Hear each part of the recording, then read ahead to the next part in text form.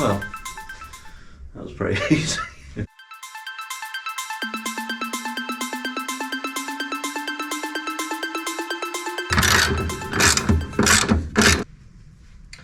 Well, I've managed to cut them off without cutting into the box section, which is good.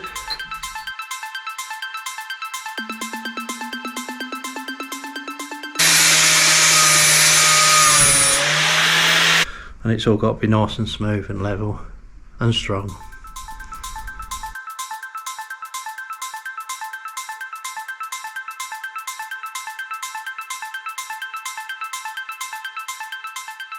So basically it's all stripped apart now, and the only thing that's left is this.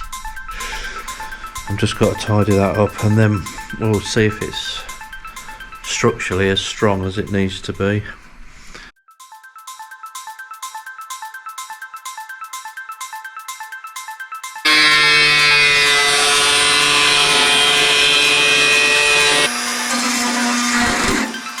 So hopefully it'll look quite professional when it's finished.